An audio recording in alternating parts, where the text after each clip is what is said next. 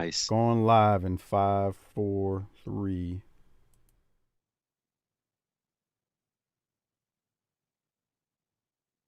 Hello, everybody. Hopefully, you can hear us right now. We are live on YouTube finally. It's been a long time since we've been live on YouTube. Unfortunately, uh, I don't know if we would be going live if we didn't get the news yesterday that Beautiful Bobby Eaton passed away. But we're going to keep it upbeat. We'll celebrate Bobby's life and time in the ring, what we can. I am sitting here actually tonight with Doc. He's live on a live stream for the first time in a very long time. And I brought back the Transformer himself, Sean Sparks, who grew up like me watching Mid-South Wrestling. So hopefully you guys are having a good time if you've just joining us. I like to stall in the beginning of this because this is an unannounced live stream, Spark. So that means, people will be joining in just a few. You know how that goes. So anyway, Right. I'll throw it to you first, Doc. Get your flips and dives in while we're waiting on everybody to join. That way nobody hears all your nonsense. That's nice. I know. I'm doing great tonight. I'm drinking beer because that's what Bobby Eaton would want. Um, Normally I wouldn't be here with the JV Goon Squad, but special circumstances. Sparks, where are you from? I grew up in, well, actually, even outside of a little tiny speck on the map called Maringouin, Louisiana. It's about maybe 15, 20 miles west of Baton Rouge. And Okay, currently, I well, reside in Ocean Springs, Mississippi. all right. Well, I'll talk slow tonight. Um, He can't help himself, Sparks. He Hey, never can help himself. You know that. if it's well, what he needs, if it's what he needs to get through the day, let him have it. I think you'll find, just like Robert Silva did, that I'm a lot nicer than Mike makes me out to be. And that when you deal with both of us for an extended period of time, most people realize that Mike is the problem. Harper sure does.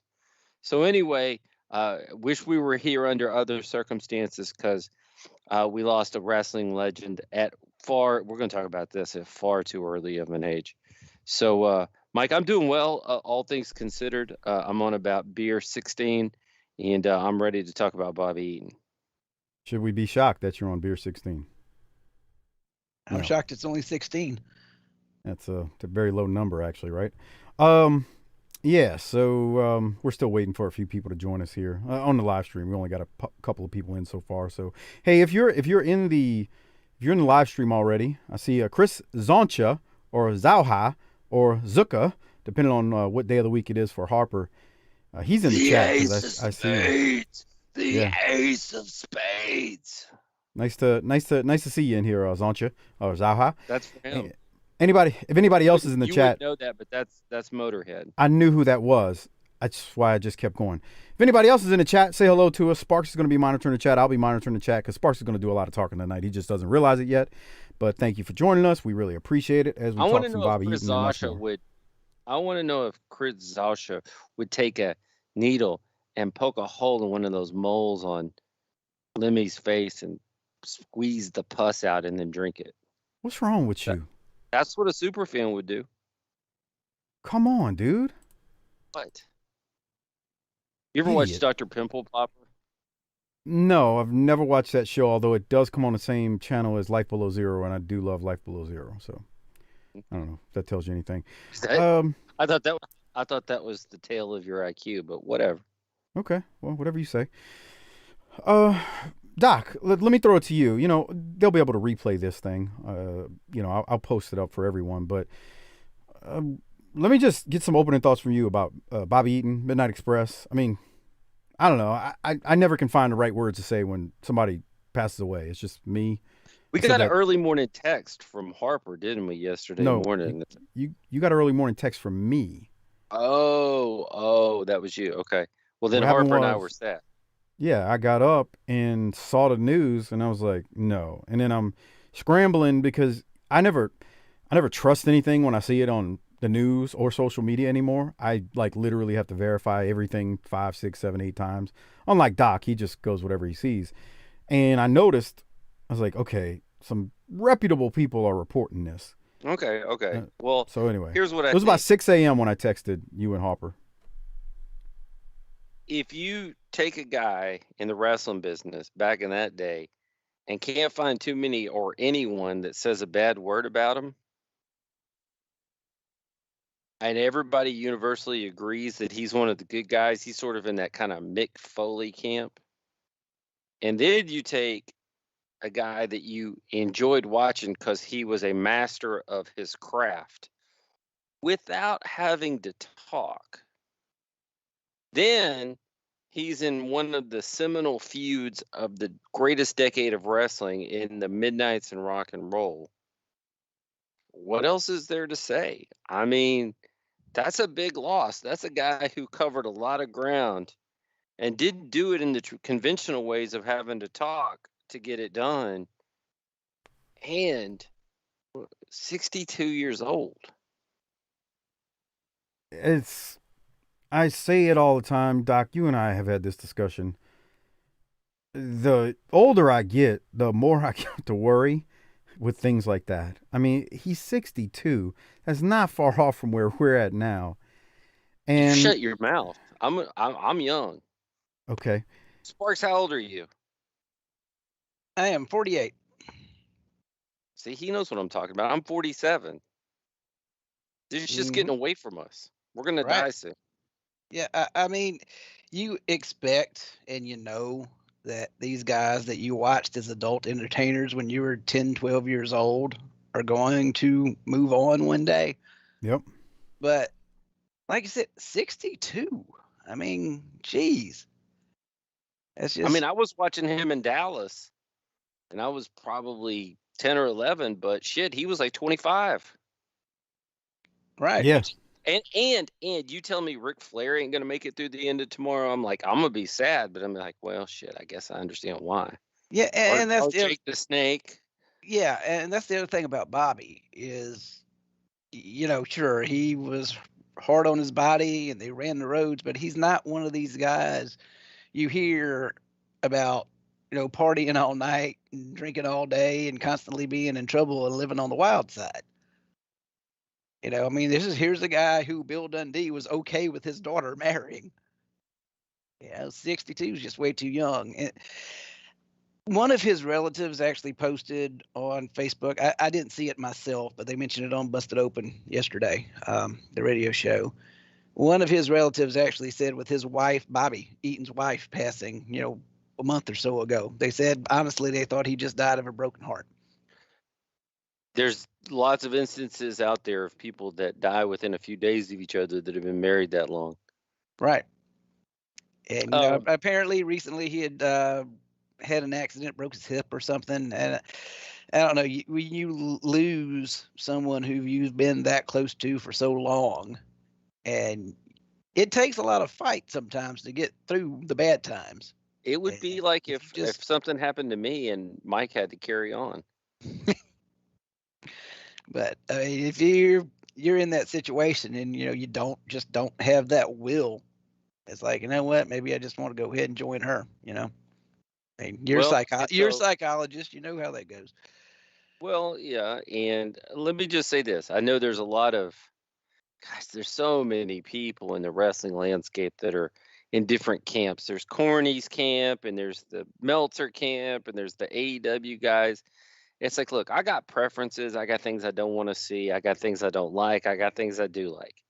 But I did see that there was a GoFundMe for Bobby's memorial service.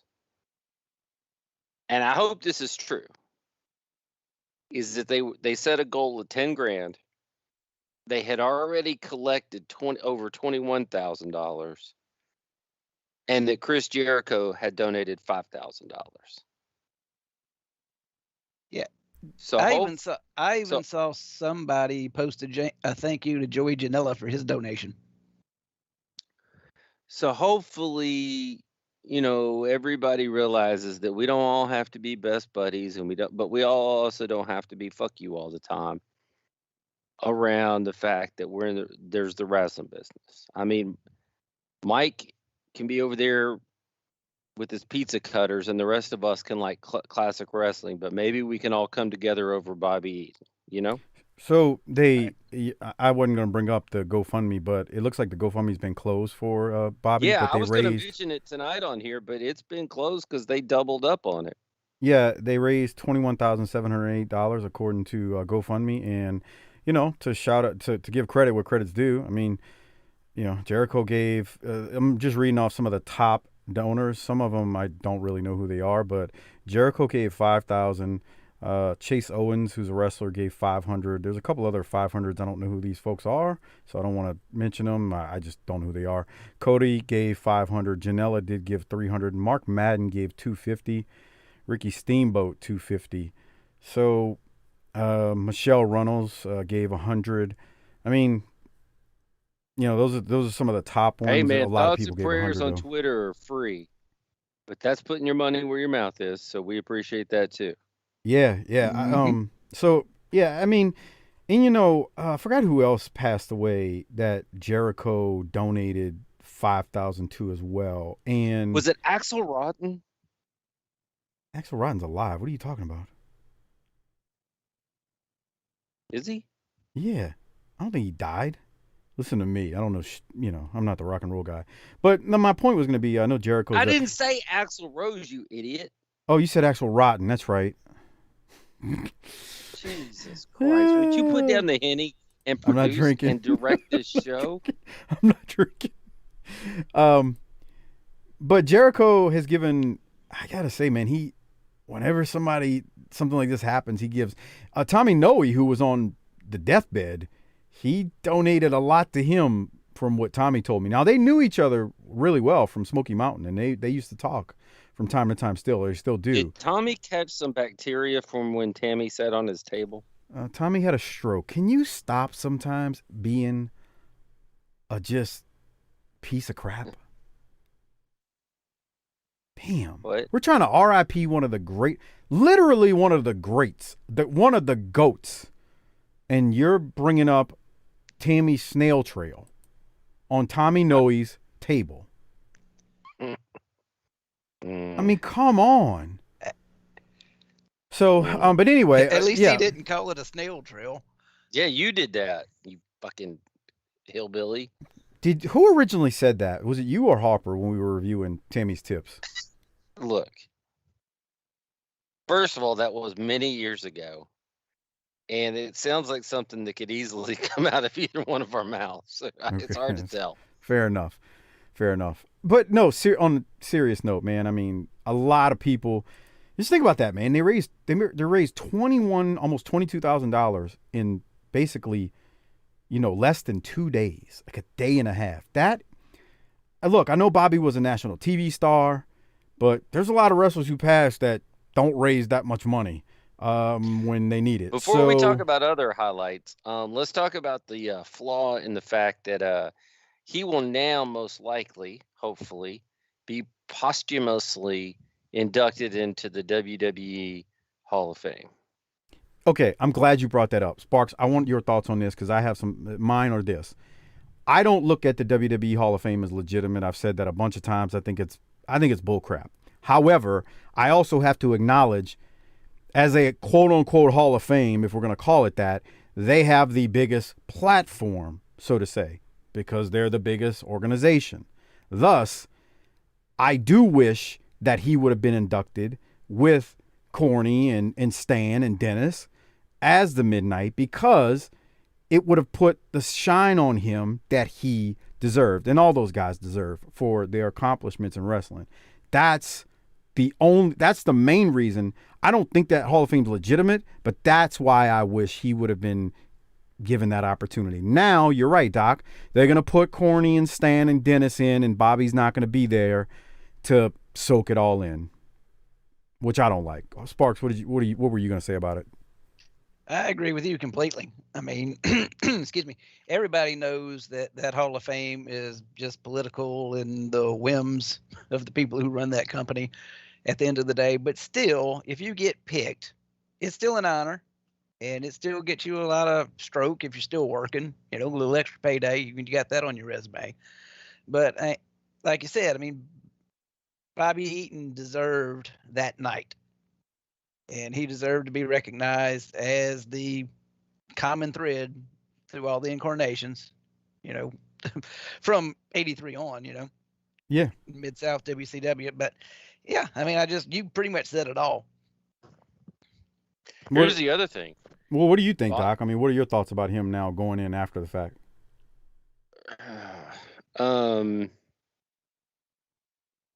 I don't know, cause see, now you run the risk that Corny's mad about this and just says, "No, forget it." They all just say, "Never mind," No, he'll and do they it. refuse it. You He'll do think? it. Yeah, Yeah, I think he will he'll totally. do it. Cause, cause, I cause, can't see him holding that big of a grudge over that.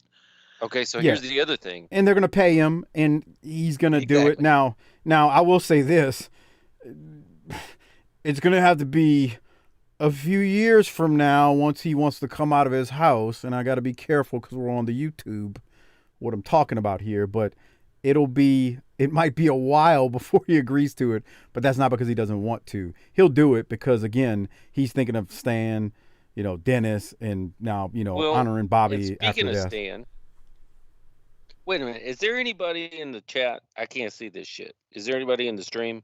Thank God Yeah. you nobody's in thank God you can't see it because they're all bagging on you. I got one per Ryan Damon. I love it, Ryan. Boo, Doc, Cowboys 0-1 already. I could just leave. No, I'm here. no. I'm here on. Yeah, I'm here. you see, No, you think that would upset these people? well, I watched a game. I watched the game last night. And Mike knows I don't normally watch preseason. I saw some encouraging things. I'm not interested in our record in preseason. But if my presence isn't needed, I could go back in there and hang out with my family at I the hate Dog to agree, I Radisson. hate to agree with you, but I don't. I watched the preseason, but it's yeah, the record it's nothing. It's a glorified practice. But keep going, Doc. What do you think? Well, I was going to point out for these idiots that happen to be listening tonight that Wow, it's an interesting little coinky dink that Bobby Eaton died on Stan Lane's 68th birthday, Oh wow. that's further crazy. linking them together into eternity. Yeah, that's crazy. I mean, that's man. You talk about just weird stuff that happens. Uh-huh. That's Yeah, that's weird. there's a list of weird coincidences throughout the formation of the Midnight Express. Which I mean, I can't remember them all off my head, and it's something you have to read up on. But it's crazy how many times these guys cross paths, and one guy just happened to be in the right place at the right time that led up to the formation of the Bobby Dennis Cornette Midnight Express. And that's just weird that cap it off with one more. And it's weird how Stan gets there. I want to talk about that later, but um, so Sparks, you and Doc, I don't, let me. I want to get some more from you before we go to Sparks because I know Sparks is gonna talk a little bit about. I wanted Sparks to talk about the talent trade, how Mid South ended up getting Eaton and Condrey and Corny. I mean, everybody knows the story, but just how they come in, they light the territory on fire. But did you have anything else? What else? Because I know you Here's do a the lot thing. of prep for these things, unlike Harper. Well, a lot of the interesting thing for me is you hear people say, "Well, which do you like better? Do you like Condrey and Eaton or Stan and Eaton?" And my thing is, I like them both because I really do think that Condrey and Eaton were a great tag team for that 83 through 85, 86. They were a perfect territory wrestling heel tag team. Condrey had that kind of outlaw country music singer look, and they were tough and could get after it. And Bobby was younger then. And then you get into the national cable TV, and obviously Stan Lane was built for that with Bobby, and they're great as well. I don't pick one over the other. I'll take them both. I agree. I think you're dead on with that. I said that. Mike, you always talk about like how I'm divisive with like the Goon Squad and stuff.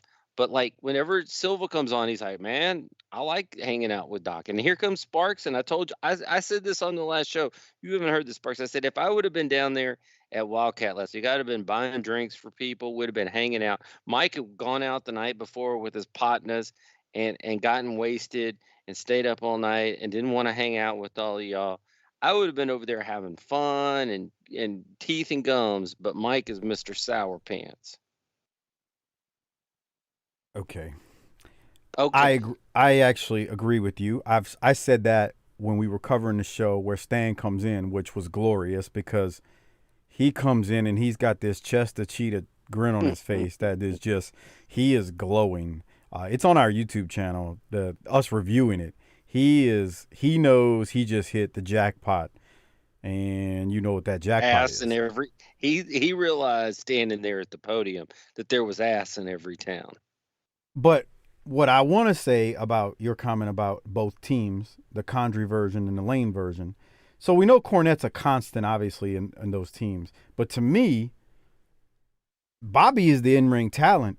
I think it's a testament to Bobby that he worked just as well with both guys, Stan and Dennis. I mean, there was no, like, if you go back and watch when Stan first comes in, you don't see any drop off. There's still the chemistry. It was like they were made to be a team. And we all know the story. Dennis disappeared. They needed someone to fill the role, and lo and behold, they got the perfect person. And I just think that's a testament. While Stan, they got the perfect person at the perfect time for where they were. They did. Right. And while Stan was perfect for the role, I think you got to give Bobby credit because Bobby just went with it. Well, he's the workhorse of either team.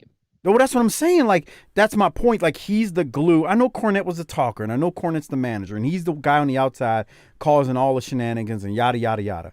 But my point is, Bobby is the guy in the ring that you really got to have the chemistry with, and Stan slid right in, no pun intended, into the ring, that is. And they went with it. And before you know it, I mean, how often do you say, and we never call them the new Midnight Express. We still call them the Midnight Express because in us, it's interchangeable. Whether we're Stan and Bobby or Bobby and Dennis, they're still the Midnight Express.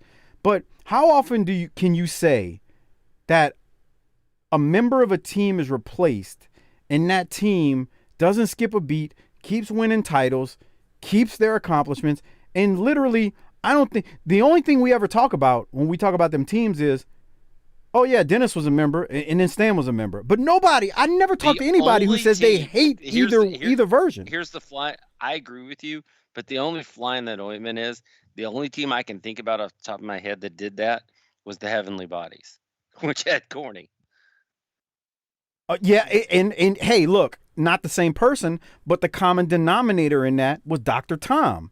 And if I'm not saying Dr. Tom was Bobby Eaton, but Dr. Tom is a consummate professional, a great wrestler. Look at the guys he's trained.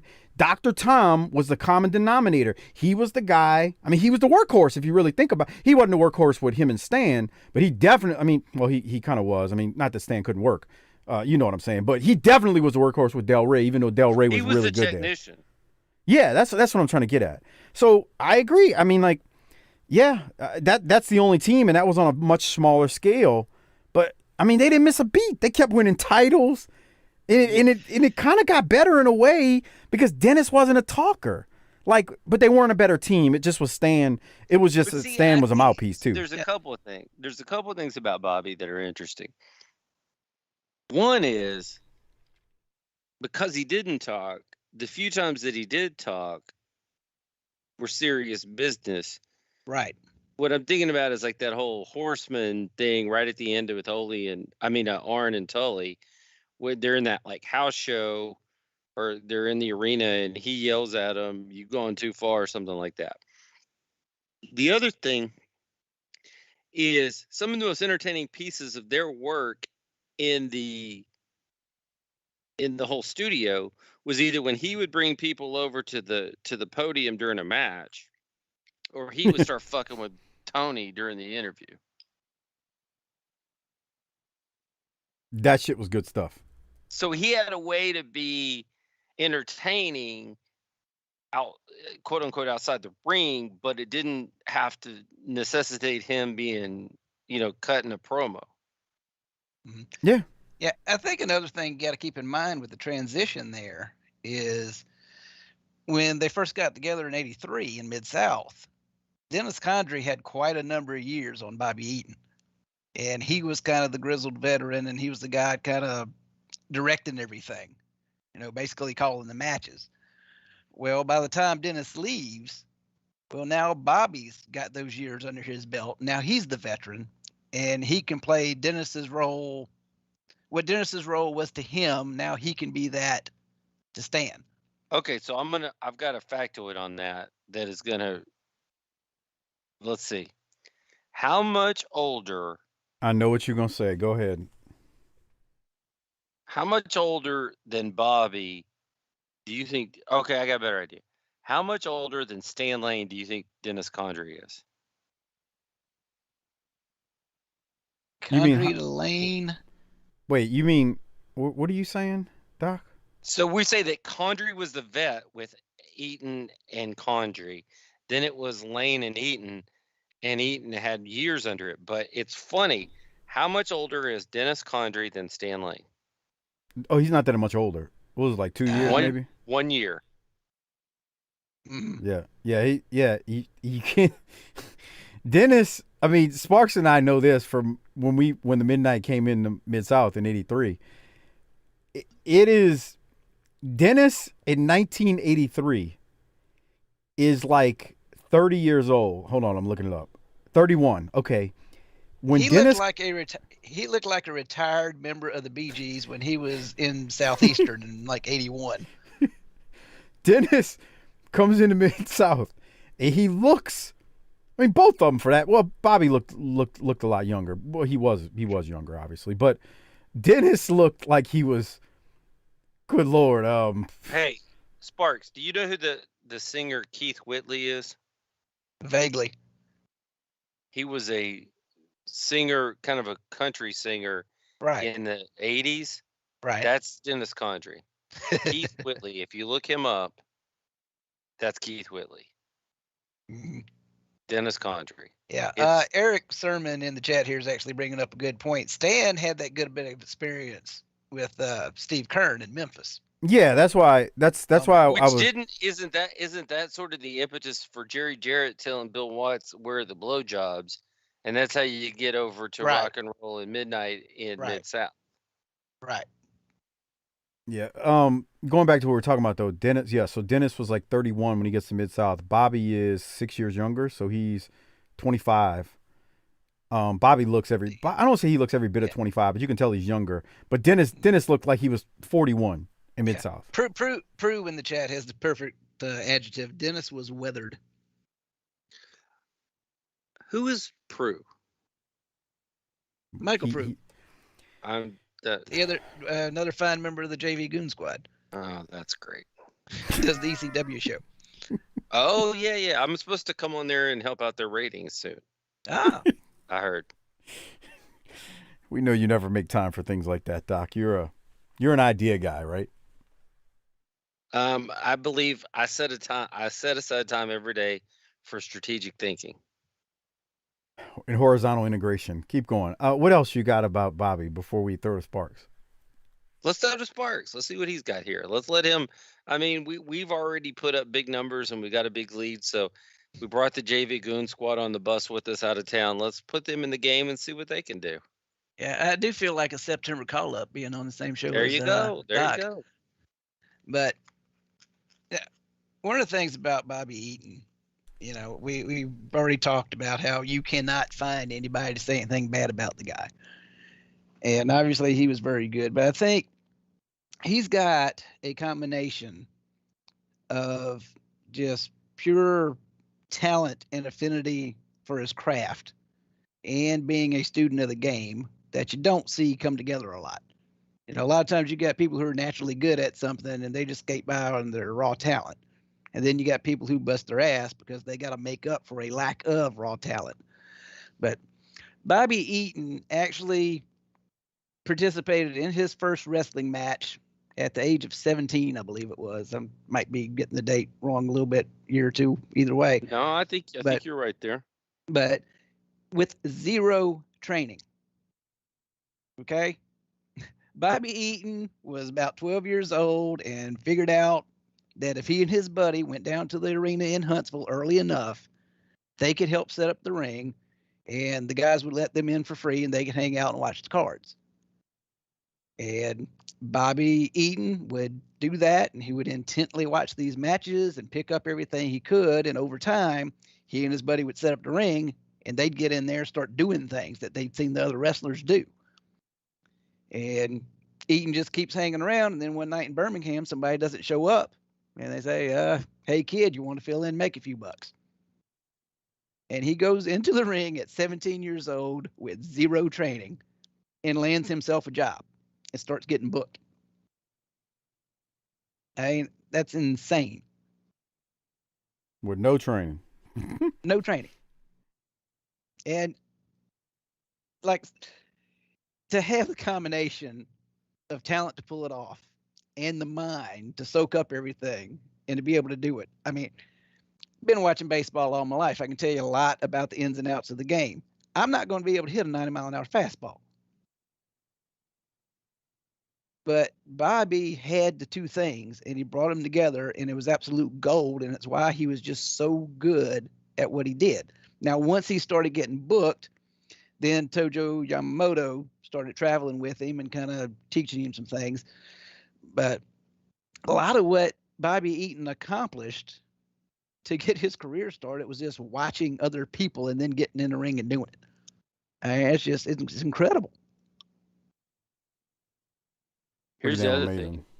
For everything that we think about, like Arn and Rick, Arn will tell you that Bobby Eaton was his best friend in the business. Mm-hmm. Here's the other thing, Mike.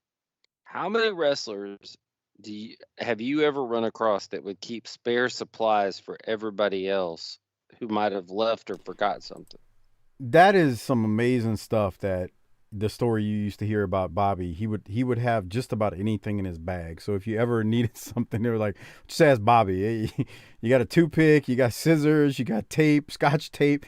The dude literally seemed to have everything in his bag. That's some amazing storytelling when you Most hear that about wrestlers him. just have some Rehybnol and some lube in their bag, and that's about it. Somas, pills. Right. Yeah. Yeah. Apparently, Bobby Eaton was your mom when you were 8 years old. Hey, Everything's in there. real quick, I just happened to see this on the chat. Mark Wilson. Mark says, sucks that I'm just now joining. No, Mark, it's cool. I'm gonna post this it'll be on the free feed, so that you can download it. Free. Yeah, I'll post it on the free feed, after the fact. Wow, you hear him? So anyway, I love it. Jaworski says, you're not missing much, Mark. Well, you can leave, Jaworski. We don't need you. Yeah, go fucking crank it to fucking Johnny Manziel's jersey hanging up in your fucking small bedroom in your mom's house. And then let Paul Ellering yell at you while you do it. The ceiling has got projectile missile holes in them. All right. No, but Mark, it'll be up. I'll post the entire show there. You were talking about Arn. Well, no, here's the other thing. So we're in the Saturday night show. We have now entered deep into my dark period of wrestling where I wasn't watching. So every week I watch a show for the first time, and sometimes it's good and the other times it's Norman. But I came back out of that in about 95. And I was still pretty poor, so I watched Saturday night with some buddies that I'd made at college, and we were watching. And I'm like, why the fuck is Bobby Eaton a fucking English guy? And if you think about it, like, so I'm coming out of my, the 4-year nap or 5-year nap of not watching wrestling. I'm like,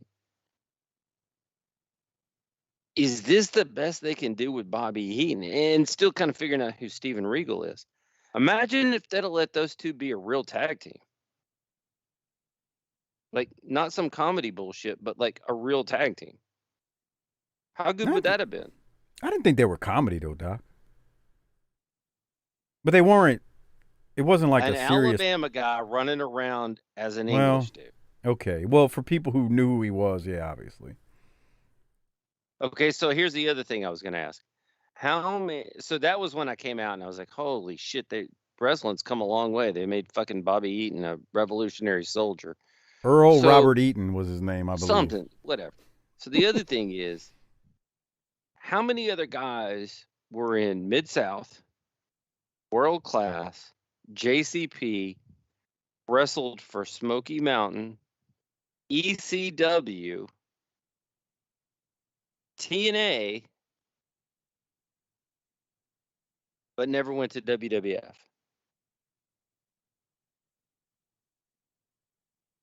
You're asking the wrong one. Because I don't Well, don't put know. it to those Yeah, I'd imagine it's geniuses. a pretty short list. Put it to the geniuses in the chat there. So it's ECW, TNA, WCW. Mid Who else? South, World Class, Smoky, ECW,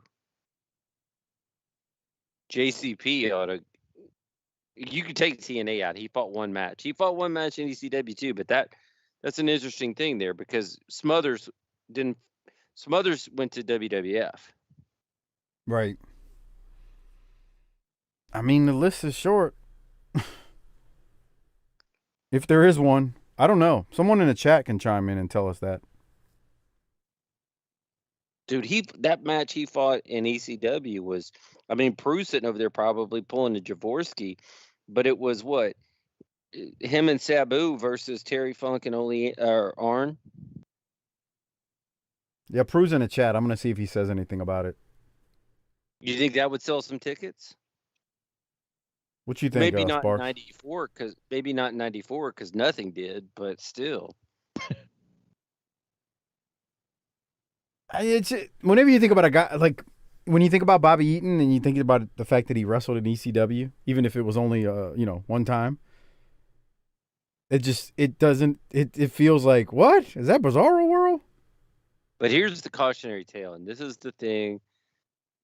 And I wish he was, and this is, I wish Bobby Eaton was still around to not be in Alabama or Tennessee, but to be in either Jacksonville or Orlando, to tell these kids, look, Alabama Jam looked great. I was good at it, but I fell and broke my hip. I'm not getting around good. Learn how to work and stop doing this dumb shit. I'm 62 and I can't move, kind of thing, because he's a guy, again, that didn't say a lot. So when he speaks to you and gives you advice, hopefully it carries that weight and resonance. True. You know what I look at Bobby, what I think too is, I think I'm guilty of this. Doc, I think you're guilty of it. Sparks, I don't know. We haven't had this discussion a lot, but I know Doc and I are guilty of this. Bobby Eaton, like we talked about, in all the promotions that we watched him in, he wasn't really a promo guy. But he's still one of the GOATs because of how good he was in the ring. And I think in today's wrestling especially, we as fans can get hung up too much on a guy's promo ability. And I think we should point more to Bobby Eaton and say, no, look at a guy like Bobby Eaton. Look at how talented he was and everything he brought to the table. No, he didn't cut promos. He didn't need to. He had, well, when he got Stan, he had Stan and Corny. Why did Bobby need to talk? He was good enough to not need that. And I think a lot of times, modern fans especially, they either don't know or they forget it. And you got to remember, you really don't have to have that skill to be successful. You just have to have a mouthpiece for you. That's a problem just in general with modern wrestling where you don't have a lot of managers too. Because that's a role a manager that can talk can hold for you where you don't have to be the damn talker. Right. And Bobby is like the picture perfect example of the guy who he doesn't have his own mouthpiece or didn't need to have it, but yet he had Corny who could do it. And again, once Stan came into the midnight. Because when Dennis got on the mic, he just sounded like a drunk, which I loved, but it wasn't often. But I don't know. I wanted to bring it up about Bobby because I think a lot of times fans get so hung up on the promo aspect of wrestling. Don't get me wrong. Promos are, Doc says it all the time. That's we like the shit talking. Yeah, and the other thing is the last 20 years, WWE's opened up every Raw with a 20-minute soliloquy. Jesus. Every one of them. We're going to talk for 20 minutes about nothing. Yeah. Half Pint chimed in the chat that Bobby Eaton also teamed with John Cena in OVW. Didn't know that. Half Pint, you been drinking tonight? No, I'm just kidding. Yeah, he probably, I believe him. What year was it, Yeah. Half Pint? Tell me. He's going to Google it on the fly. But see, Yeah. Bobby had physical humor that was at the promo. Remember in Smokey when he was like didn't he win Yes. like the check, and then they were like arguing over the check and like tugging at the check? Yeah. That shit was funny. And he didn't have to say a word to get his point across. It was But Stan was that way too. Yeah, it was Stan, Dr. Tom, and Bobby, and I don't remember which one of them won the check for the TV title, and they were passing it around like they were going to share it, and then Stan tucked it away in his jacket, in his robe, and Bobby's like, the sign, the language that they were using with just the eyes and the mannerisms told a great story of, he's like, hey, give me back my check, what are you doing? He's like, oh yeah, hey, let me get back to you. All the while Corny's cutting a promo. Yeah, it's the same thing with Eaton fucking with Shivani during their interviews there. That's true. Like when he would mess with the paper, and Condrey would do it as well. The papers. And that had to mess a freak like Shivani up. He would kind of giggle, but then he would kind of be frustrated, but I'm sure he tried to no-sell it as well. Mm-hmm. Oh, and guys, somebody in the chat had mentioned this and have actually verified it. Bobby Eaton was actually a few months shy of 17 during that first match. 16 then. Wow. Okay, amazing. Mike, so can you imagine being in the ring at 16? No. Can you imagine being in the ring with somebody who was 16? No. But then again, you might not know their age depending on how old they look. And so, but Bobby did look young, so I guess you probably would have figured it out. I don't know. Sparks, let me, Doc, keep going, Doc. What else you got? Make sure you get all your stuff in.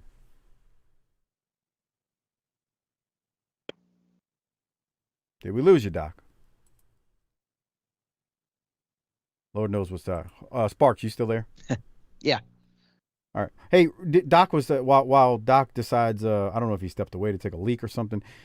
So he talked about Arn. Arn. I don't know if everybody saw this post, but I'll mention it here. The Arn Show posted on Twitter this morning. I was awakened by one of the voices that value the most. My wife, Erin. On this day, she delivered the worst news possible. The world lost its finest citizen. If there was a kinder, gentler person, I would sure love to meet them. I could spend all day talking about how special he was in a wrestling ring. That's easy. What's hard to do justice to the person he was. To his family, thank you for sharing Bobby with the world. I will treasure the memories of him forever.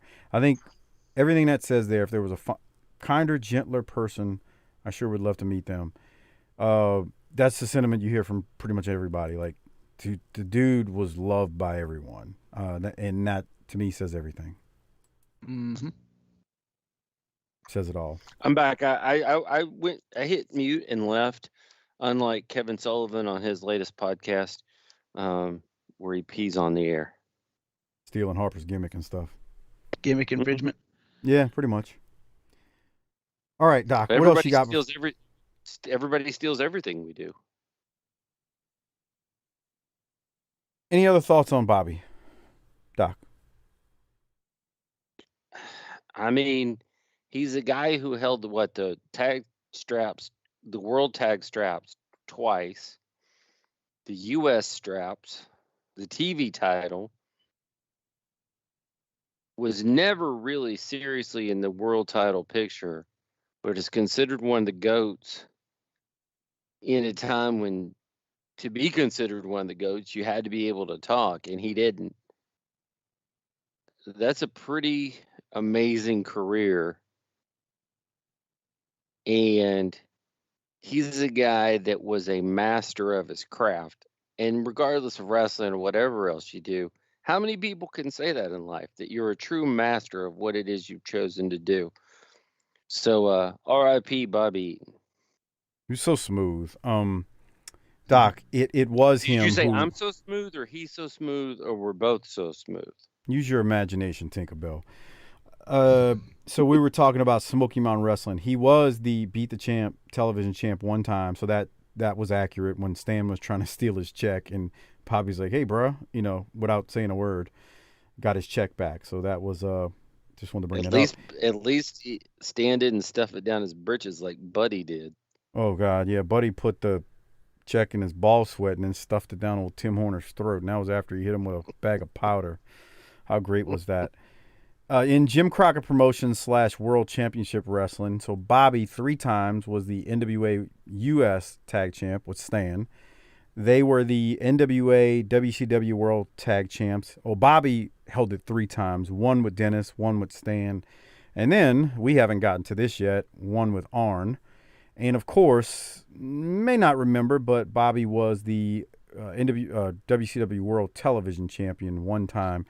So it's what's crazy is, I mean, I think Bobby would have been he was a great tag team wrestler, obviously, one of the best ever.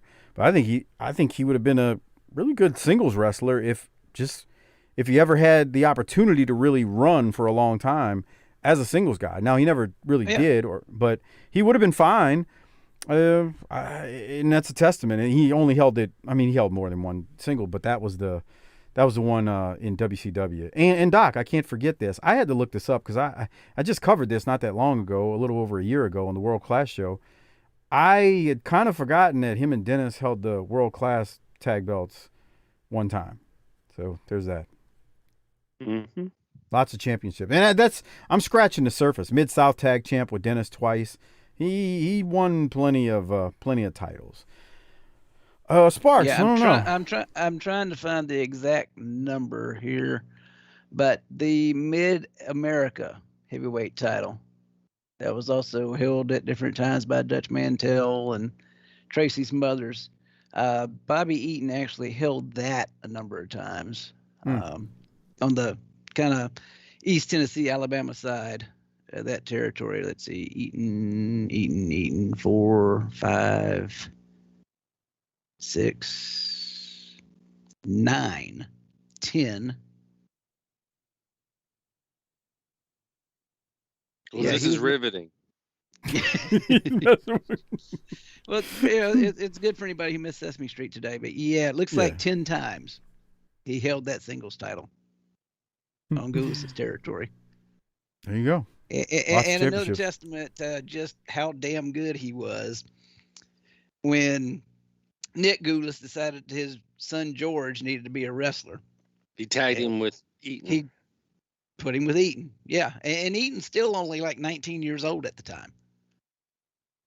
And George Goulas is infamously and universally known as pretty much god-awful wrestler. Basically killed that side of the territory, was part of the impetus for Jarrett breaking off and bringing Memphis on his own.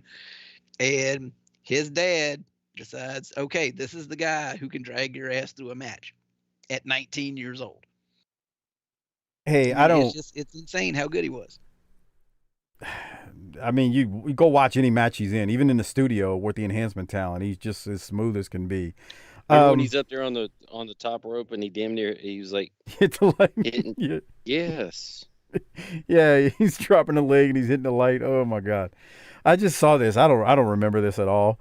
It says I'm on Wikipedia, and take that information for what it is. I don't say you trust that a lot.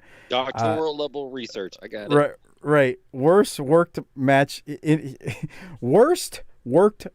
year, 1991. Bobby with PN News versus Terrence Taylor and Steve Austin in a scaffold match at the Great American Bash. Right, I told you that's when I'm gonna lose my smile and the Goon Squad fills in for me and Harper. I vaguely remember that match. That's what's like. Nope, I'm like, when Rick leaves, shit. You need Sparks to replace you at that point. Is that what you're saying? Well, Harper and I said we're leaving. Okay, but yeah, that just caught my attention just real quick.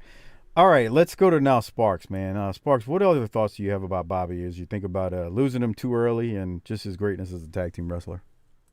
Yeah, I mean, I don't know. Honestly, there's pretty much said most of what there is to say about it. Uh, to be that good, and as Doc said, true master of your craft, you're at the top of the mountain. To be able to achieve that level without being much of a talker, and to be the kind of guy that 30 years later you can't find anybody to say anything bad about you. And on top of it all, he's humble as all get out. I mean, when they did the little tribute show, I think it was December of 19. It's actually playing on Fight right now if anybody hasn't seen it yet. But it, Bobby Eaton's so out of the loop as far as social media and all that. They organized this entire wrestling card to be a night to show him appreciation. He didn't know anything about it until he walked into the building. They were able to keep it a secret. Right, that may be his greatest accomplishment yet. Right. What a winner. He wins everything for that. Exactly. And he's like, I can't believe y'all went through all this trouble with little old me. Yeah. He's very humble. I mean, that's the other thing you always hear. Like, amazed that all these people, not only know him but value him and want to talk to him and want to tell him how great he was and how much they enjoyed watching him. That's kind of amazing when you think about that. Schiavone used to say that too. He's like, I'm just Tony Schiavone. I was just a commentator. You're like, dude, you were on TBS. Like, we watched you weekly. What do you mean you're just a dude? You were really good at your job. It's the weirdest thing. These guys were on a national platform, and not all. I mean, you've got some that are, conceited, but Bobby, Schiavone, and like they're just like these humble dudes, and you're like, man, do you realize the impact you had? And they don't. I mean, I don't know, man. You get old. You hated the Midnight back then, but you get older, and you're like, God, they were so talented. Mm-hmm. What else can I say? Like, and Sparks and I were little kids watching those suckers run around Mid-South causing havoc and just being the dirtiest, nastiest heels, and you hate them. And then you get older and you're like, oh, God, they were fantastic. Like, they were so good. Yeah, and the best part is like, Doc and I have this discussion a lot. I don't know, Sparks, I don't know if you and I have had it a lot, but the one thing about the Midnight and all those, all the guys that we end up saying we love is how the stuff they did even back then, all those years ago, it holds up today. Oh yeah, no doubt. That's the testament of it all. It's like you can watch it in 2021 and go, that holds up. And that's the best part of it. Yeah, I mean, when guys who are in the business today, I mean, and granted, a lot of them, don't give two shits about listen to Harper. They ain't watching this. But the ones who do, the modern, within the last, this generation, okay, even if you want to go previous generation, you want to talk Rock, Stone Cold, those guys, the ones who pay attention to him, they always talk about how smooth he was and how he never wasted any emotion or any energy. Everything he did, every little move he made had a purpose. He wasn't just out there flipping and diving just to flip and dive or show off what he could do. It was all geared towards the psychology of the match. And how do we tell this story the best way possible? Yeah, but did he ever have a 6-star match in Cork and Hall? Yeah. Dude, don't even. And I've said it before, and I'll probably say it a million more times. Meltzer doesn't even believe his own bullshit right now. Yeah, it's totally a gimmick. You can't even. I mean, at one point, I don't know if this is true, but I've seen a few people tweet it, Fritz von Malky being one of them, that he evidently compared the Midnight Express, Lane and Eaton to the Young Bucks, that's just dude, get their fucking. Oh, I can get their dong out your mouth, bro. I mean, come on, man. Exact tweet for you, bro. There's 4 wrestlers in my life right now. 5. But 4 for real and then a 5th. There's 4 that are go away heat channel changers. I do not want to see it. It's the Young Bucks, John Moxley, and Kenny Omega. The 5th is Matt Riddle, but I tune in because every once in a while they'll let somebody just beat his ass on WWF, and I'm in there for that. Yeah, see, I haven't seen enough of Moxley to know one way or the other. And I don't have it in for Omega as much as some other guys do. I can take him or leave him. I really don't. I think when Omega wants to be good, he can be good, but he's just too much of a clown most of the time. All right, here's the exact tweet from Dave Meltzer, dated May 17th, 2020. Okay. Okada is the modern day Jumbo Tsuruta. Tanahashi is the modern day Bret Hart. Young Bucks are the modern day Midnight Express. Matt Riddle should be the modern day Kerry Von Erich, but WWE doesn't know how to make top baby faces, so he isn't. He did. He said one thing that I agree with. It's that the WWE doesn't know how to make top baby faces. So I'll give him that. And Okada is as good as advertised. Yes. But the Young Bucks and that's what a lot of people who are constantly bragging on Omega about don't realize. You know, he got all that hype from his matches with Okada. And how much of that was Okada's doing and how much of that was Omega's doing. But and the Young Bucks are go away heat. Yes. But the Bucks are not in the Midnight Express's league. No version of the not Dennis and Bobby, and surely not Bobby and Stan. Get out! Like he's working such a gimmick. It's not funny. It's like, dude, you know what? Half pint just said Meltzer drinks more than me. That's a lot. You know what? Do you know what the Young Bucks really are? Children. They're the whatever town in Mississippi that Sparks is in. God help you. Version of the Hardy Boys that never really learned how to work. My favorite thing about the conversation we had once on the show about them, I think Harper was talking about AEW, and we were talking about wrestlers from our generation, whether it's, and I don't think we were focusing on the Midnight with Stan and Bobby at the time, but like Harper's thing was, you know, I used to look at wrestlers, Ron Simmons, the big guys back in the day, and I look at him and go, oh man, he looks like he could beat somebody's ass. Well, let me tell you though, if I see those guys in an alley, I know I can kick their ass. And that just says it all. So when you say, here's the deal. But it's not even the size. Here's the thing. I have limited experience. I'm not going to come on here and blah blah blah. But there's a couple of guys I've walked up across in my life and in the bar. I told you about the Manny Fernandez when I did my Dusty Rhodes impersonation. And the other one was Hernandez. And he's a big dude. And I'm a big guy. He's a big fella. But I ain't going to go talk shit to Chris Benoit either. It's how you carry yourself. Fair point. Yeah. Look, I don't want to turn this. No, let's do. Those guys are clowns. I mean, I don't want to turn this. No, he's right. I don't want to turn it into it. But look, go ahead. Here's my thing about the Young Bucks and a lot of these Outlaw Mud Show guys. Britney Spears can't sing worth a shit. Okay?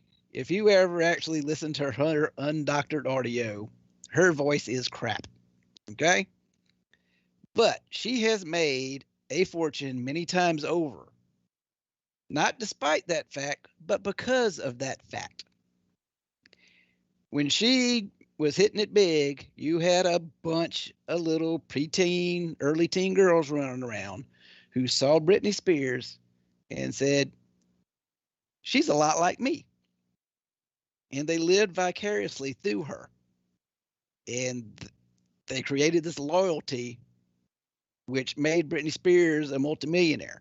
And I think a lot of what you got going on with a lot of these current mud show guys, it's the same thing. You got a bunch of out of shape fat asses in the stands with no training watching these guys thinking, I could do that if I really tried and cared enough to put the effort in. That's a real problem because they also think that they could be in female gymnastics in the Olympics too.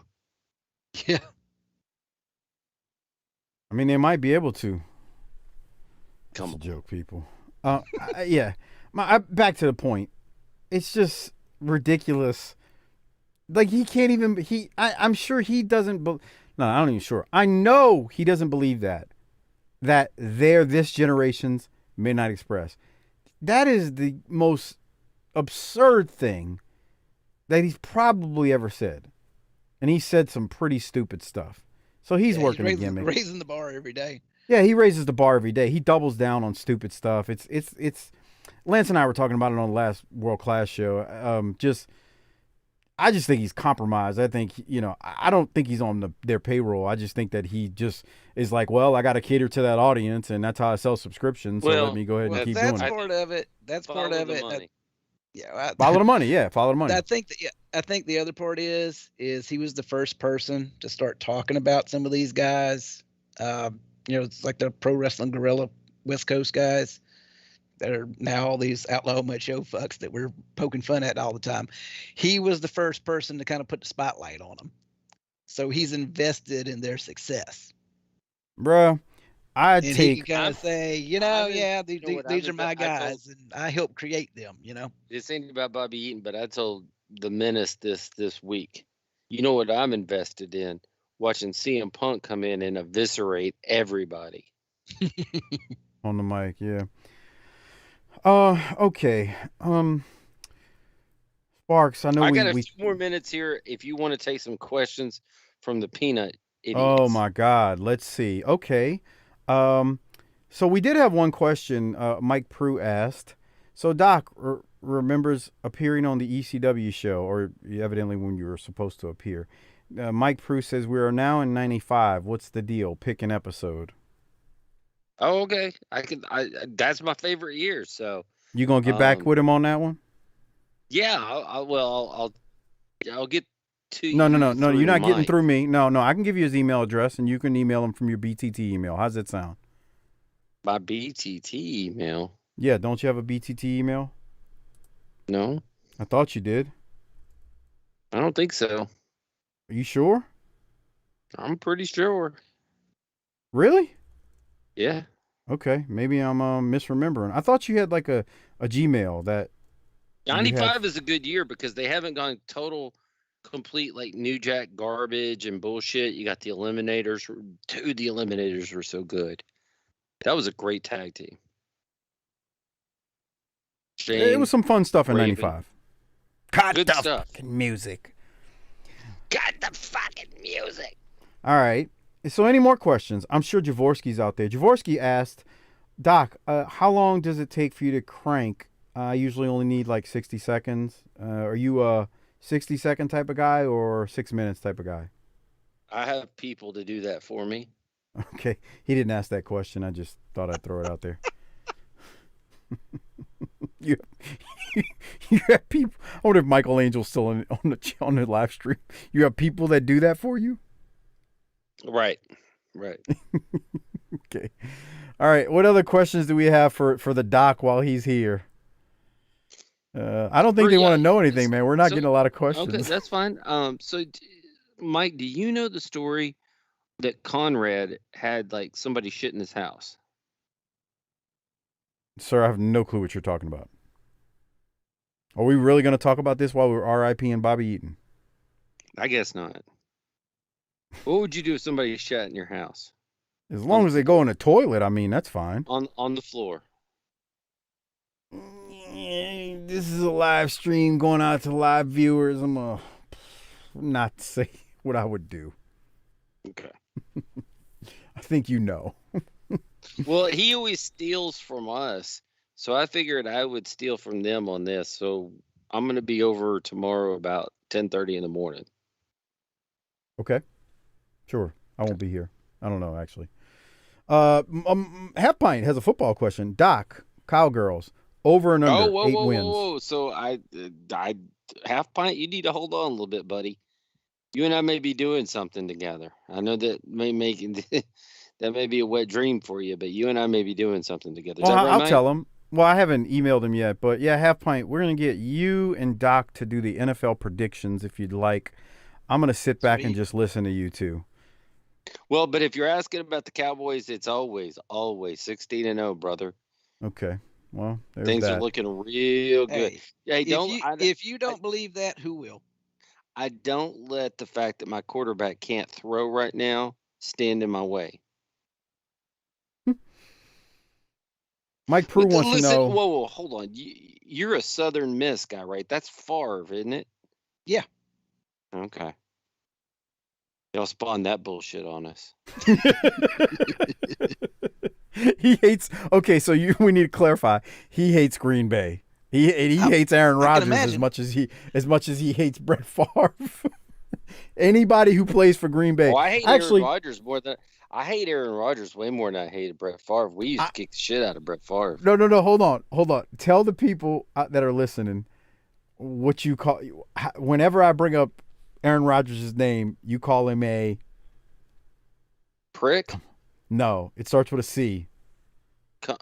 cocksucker. You say it with emphasis too. He's a You smug can't- prick, dude. I can't stand that asshole. Mike Prue wants to know which Conrad pods do you listen to, Doc? Oh, okay, I'll be real honest here. I listen to Arn, which has gotten a ton better since he started doing his career. That I didn't give a shit about 2007 Armageddon or whatever. I do listen to JR unless it's 2007 Armageddon. I listened to Tony, listened to them steal our gimmick, and now they're really into Pez Watley, which, gee, where did I hear that from? No kidding. And let's see what else.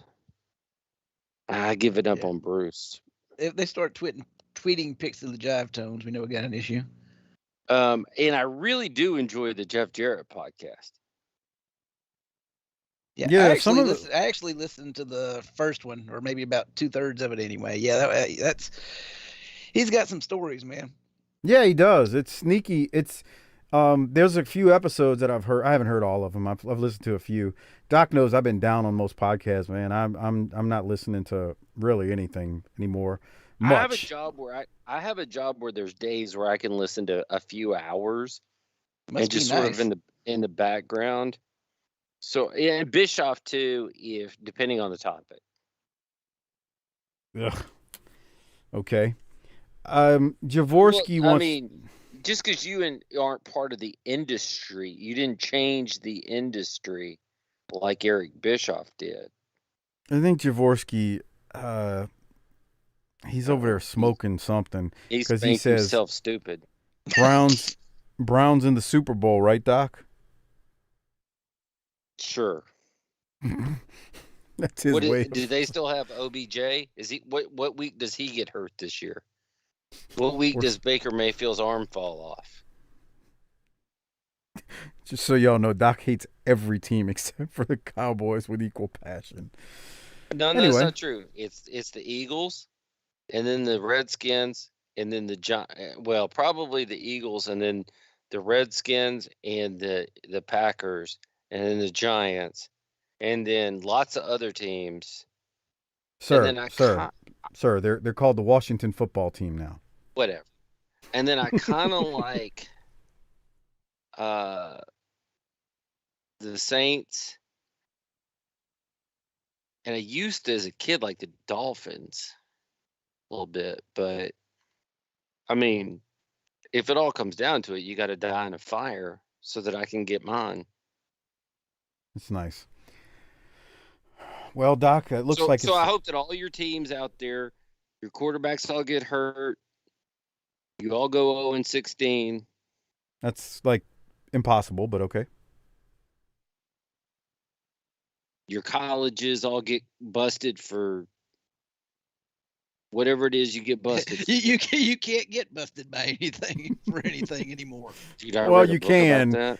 You It's can't. all legal now, buddy. Well, the money part is legal, but you can get busted for doing technically illegal things. I told Lance this as soon as the NIL thing broke. The NCAA owes SMU an apology. Oh yeah. At this point, because they basically destroyed SMU, and SMU never recovered, and now everything that SMU was got the death penalty over is now legal. Exactly. So what Hey, you're that's saying? I love the So fact. you're Yeah, you can. arguing. So you're arguing for reparations. Yeah, there you Okay, go. just Wow. making sure. That I mean, that's what Wow. he's saying. Wow. Okay. Yeah. Wow, Yeah. Prue, those we words do. Mike, words Prue, touch you down there. we do an NFL predictions Patreon show. Yeah, every year. Mike, Prue, we do one every year. We've done. I say every year. We did Why last don't two you years. hop on and tell me how Philly's gonna cut the fucking music? No, I don't think Prue would be more of a Patriots fan. He wouldn't be a Philly fan. He's a Boston guy. Unless you rooted for Steve Grogan, keep your mouth shut. Doc's got a problem with people who start rooting for teams after the fact. Look, I got no problem with the Patriots. I like the fact that Belichick's a heel. I got no problem with Tom Brady. But if you're bandwagoning this thing, then I have a problem with you. Yeah, be a sufferer like me and root for the frickin' Pelicans Be a every year. sufferer, man. It's been 25 years over here. That's your problem. All right, we're out of questions, Doc. It looks like at this point, so I know you got to run because you've got things to do and I have community children outreach, to bed. community Yeah, I've got outreach and all that stuff. and I got to put them to bed, and later I have an outreach call with some troubled youth. Yeah. Sure. Hey, I have a very sad 5-year-old because I had to cut off our round of Mario Kart to log in and do this show. Jesus Christ, Father of the Year over here. But look, I know we kind of went off the rails near the end. We were just trying to have a little fun, but Yeah. seriously, I can bring it home, Mike. go ahead. This is not my story. This was told by somebody else, but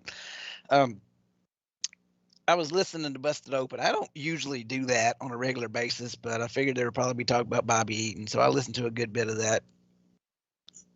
And this guy called in, and he said he grew up a Mid-South guy. I don't remember if he said where exactly he was from, but I want to say it was somewhere in Louisiana. It might have been Mississippi. I forget.